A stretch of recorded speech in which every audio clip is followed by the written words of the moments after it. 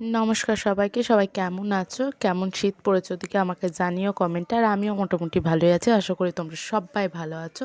তো আজ নতুন একটা ভিডিও নিয়ে চলে এসেছি আমি তোমাদের সাথে শেয়ার করতে। তো বুঝতেই পারছো ভিডিওটা কী নিয়ে হতে চলে, অবশ্যই রান্না নিয়ে।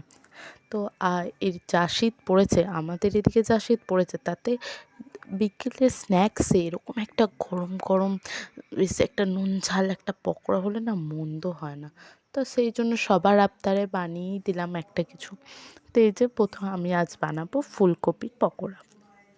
তো সেই জন্য যেমন ভাবা তেমন কাজ। তো চলে এলাম প্রস্তুতি নিতে, আর ভাবলাম যেহেতু প্রস্তুতি নিচ্ছি তো তোমাদের সাথেও একটু শেয়ার করি, যাতে তোমরাও এই যে এই হাড় কাঁপানো শীতে একটু স্বস্তি পাও। তো এই যে অনেক বকবক করলাম, এরপর বলে দিই রেসিপি তো বলার কিছু নেই, এটা সবাই বানায়, তাও বলেই দিই।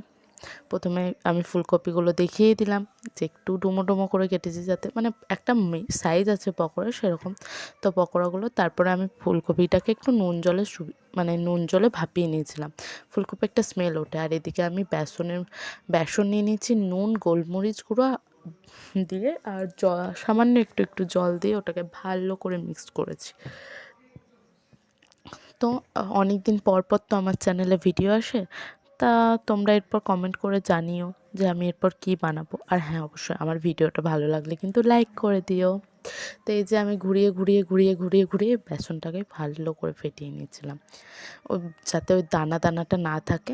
আর ব্যাটারটা জাস্ট না পাতলা না গাঢ়, একটা মিডিয়াম মানে থিকনেস থাকলেই হবে আর কি। আর হ্যাঁ, আমাকে জানিও কিন্তু কে কোথা থেকে দেখছো আমার ভিডিওটা, তবে তো তোমাদের থ্যাংক ইউ বলতে পারবো। যাই হোক, এরপর আমি এই যে নুন জল থেকে সামান্য একটু ভাপিয়ে ফুলকপিগুলোকে তুলে নিচ্ছি। ফুলকপিগুলোকে একটু ভাপিয়ে নিলেই ফুলকপির যে কাঁচা মানে গন্ধটা থাকে, যে কাঁচা কাঁচা ভাবটা থাকে না, ওটা থাকে না। যেহেতু পকোড়া বেসনের মধ্যে তোমরা চুবিয়ে দেবে, তা আমার মনে হয় যদি একটু নুন জলে বা ভাজার আগে যদি একটু তেলের মধ্যে একটু মানে নাড়াচাড়া করে না, তাহলে বোধহয় ওই স্মেলটা থাকে না। আমার এটা মনে হয় পার্সোনালি। তো এই যে সব রেডি করে নিয়েছি, কড়াইয়ে তেল দিয়ে গ্যাসের ফ্লেমটাকে হাই করে আমি গরম হতে দিয়ে দিয়েছি। এরপর এক একটা ফুলকপি নেব আর তেলের মধ্যে দিয়ে দেব। তো এইভাবেই আমি প্রত্যেকটা ফুলকপি বেসনের মধ্যে দিয়ে তেলের মধ্যে দিয়ে দেবো। আর হ্যাঁ, তোমরা ইউটিউব থেকে যদি ভিডিওটা দেখে থাকো অবশ্যই আমার চ্যানেলটাকে সাবস্ক্রাইব করে দেবে। আর যদি ফেসবুক থেকে দেখে থাকো তাহলে অবশ্যই আমার পেজটাকে ফলো করে দিও। আর কমেন্ট করতে ভুলো না কিন্তু, আমার ভিডিওটাকেও লাইক করে দিও যদি ভালো লাগে। আর অবশ্যই বানিয়ে খেও।